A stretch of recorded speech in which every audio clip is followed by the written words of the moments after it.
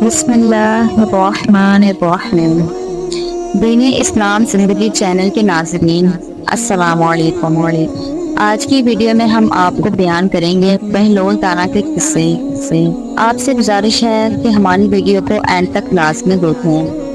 خلیفہ ہارون رشید نے ایک دفعہ اپنے محل میں شراب کی محفل سجا رکھی تھی۔ وزراء اور امیر بیٹھے تھے کہ بہلول بھی وہاں آ پہنچا۔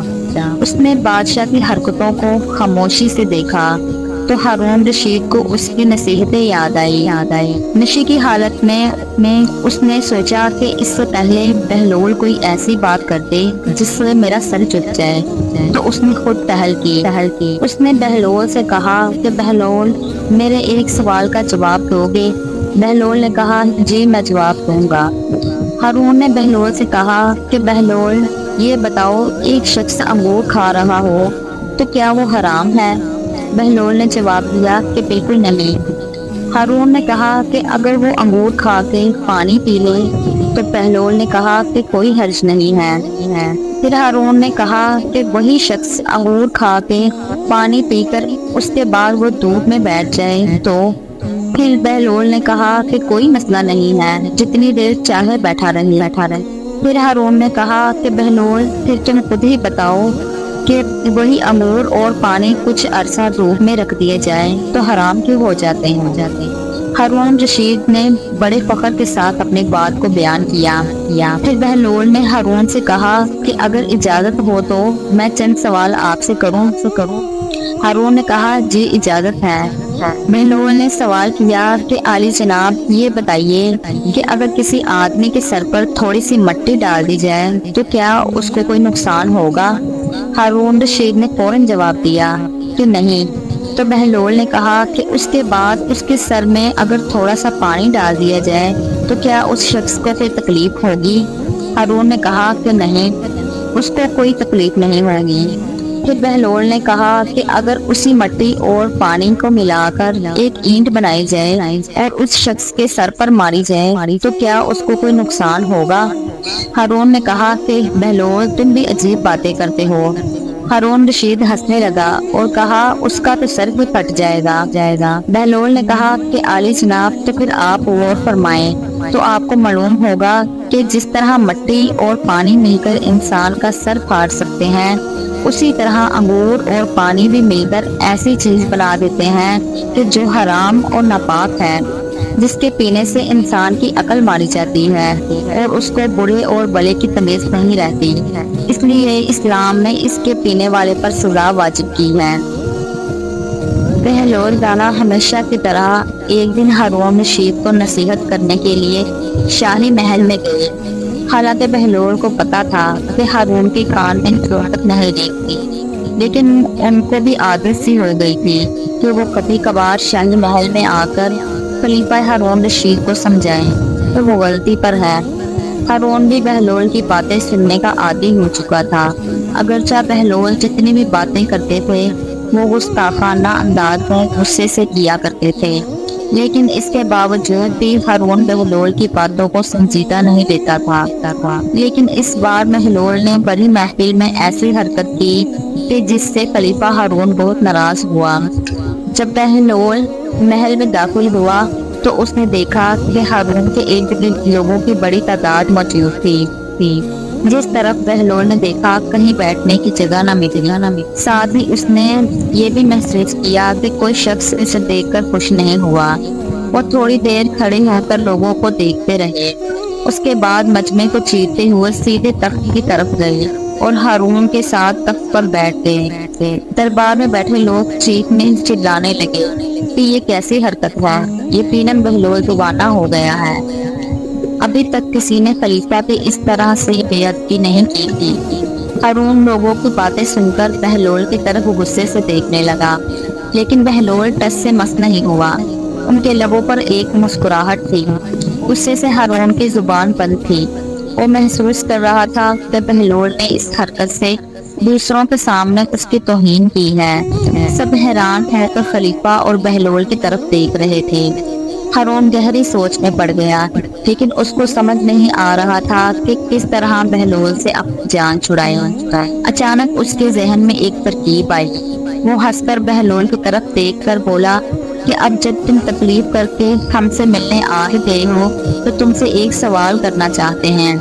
اگر تم اس کا جواب دو گے تو ہم تمہیں 1000 دینار انعام میں دیں گے، لیکن اگر تم اس کا جواب نہیں دے سکے تو ہم حکم دیں گے کہ تمہاری مونچھیں اور داڑھی کاٹ کر ایک گدھے پر سوار کر کے گلی کوچوں اور بازاروں میں پھرایا جائے۔ بہلول سمجھ گئے کہ خلیفہ انتقام پر اتر آیا ہے، اس لیے اس کی توہین کرتے ہوئے بولے، مجھے تیرے دیناروں کی کوئی ضرورت نہیں ہے، لیکن ایک شرط پر تیرے سوال کا جواب دینے کو تیار ہوں۔ ہارون نے پوچھا، کیسی شرط؟ بہلول نے کہا کہ اس شرط پہ کہ تم مکھیوں کو حکم کرو کہ وہ مجھے نہ ستائیں۔ ہارون سر جھکا کر سوچنے لگا۔ اس کے بعد اس نے دوسری طرف دیکھا، ایسا لگ رہا تھا کہ وہ سوچ رہا ہے کہ مجمع میں سے کوئی بہلول کا جواب دے، لیکن سب دنگ رہ گئے۔ مجبوراً ہارون کہنے لگا کہ یہ تو ناممکن ہے، اس لیے کہ مکھیاں تو میرا حکم نہیں مانتی۔ بہلول حقارت سے ہارون کو دیکھ کر بولا کہ تم کیسے بادشاہ ہو جو ان ناچیز مکھیوں کے سامنے بے بس ہو۔ اس بات پر تمام درباری ہنسنے لگے۔ ہارون غصے کی نظروں سے درباریوں کو دیکھنے لگا۔ اس کے روب سے سب کی ہنسی بند ہو گئی اور ان کی سانسیں رک گئی۔ بہلول نے اندازہ لگایا کہ انہوں نے ہارون کو حد سے زیادہ دوسروں کے سامنے رسوا کیا ہے۔ اس کے بعد بہلول نے یہ ارادہ کیا کہ ہارون کی دلجوئی کریں اور اس کی غصے کو ٹھنڈا کریں۔ بہلول نے ہارون سے کہا کہ اپنی پہیلی پوچھو، میں کسی شرط کے بغیر پوچھنے کے لیے تیار ہوں۔ ہارون نے کہا، اگر تم نہیں بتا سکے تو وہی سزا دوں گا جو میں نے پہلے کہی تھی۔ ہارون نے کہا، اب یہ بتاؤ کہ وہ کون سا درخت ہے جس کی عمر 1 سال ہے اور اس کی 12 شاخیں ہیں، ان میں سے ہر ایک شاخ پر 30 پتے ہیں، ان پتوں کا ایک رخ روشن ہے اور دوسرا کالا ہے۔ بہلول سوچ میں پڑ گئے۔ انہوں نے بعض لوگوں کو یہ کہتے ہوئے سنا کہ یہ کیسا عجیب سوال ہے، بہلول اس کا جواب نہیں دے سکے گا، بیچارے بہلول کو سزا ملے گی۔ ہارون رشید مسکراتے ہوئے بولے کہ اگر پہیلی کا جواب نہیں دے سکتے تو دیر مت لگاؤ اور سزا کے لیے تیار ہو جاؤ۔ ہارون نے اپنے آدمیوں کو حکم دیا کہ بہلول کی داڑھی اور مونچھ منڈوا کر گلی کوچوں اور بازاروں میں پھرایا جائے۔ بہلول خلیفہ کی بات کاٹتے ہوئے بولا کہ یہ درخت سال ہے، 12 شاخیں اس کے 12 مہینے ہیں اور 30 پتے مہینے کے 30 دن ہیں، جن کا اجلا رخ دن کا ہے اور کالا رخ رات کا ہے۔ جواب سن کر مجمع میں شاباشی کی آواز گونجنے لگی۔ سب خوش ہو کر بہلول کو داد دینے لگے، لیکن ہارون خاموش رہا اور اس کا منہ لٹک گیا۔ ایک دن بغداد کے ایک بازار میں ایک فقیر نان بائی کی دکان کے سامنے سے گزر رہا تھا۔ اس نے ہر طرح کے کھانے چولہے کے اوپر چڑھائے ہوئے تھے، جن میں سے بھاپ نکل رہی تھی۔ ان کی خوشبو ارد گرد کے گزرنے والوں کو متوجہ کر رہی تھی۔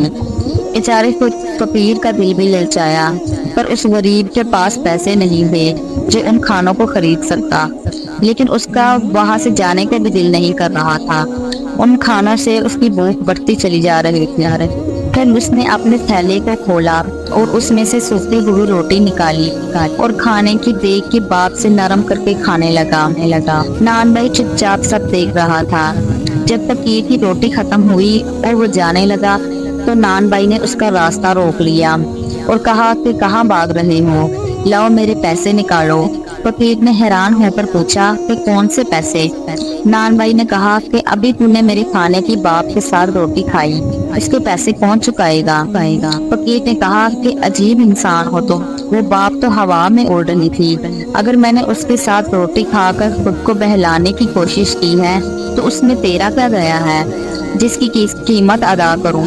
نان بھائی نے کہا کہ ادھر ادھر کی باتیں مت کرو، میں تیری جان نہیں چھوڑوں گا، میں اپنے پیسے وصول کر کے رہوں گا۔ نان بھائی نے یہ کہہ کر فقیر کا گریبان پکڑ لیا۔ فقیر پریشان ہو گیا کہ اب اس نان بھائی سے کیسے جان چھڑائی جائے۔ اتنے میں ہی بہلول کا ادھر سے گزر ہوا۔ وہ ان کے قریب جا کے ان کی باتیں سننے لگا۔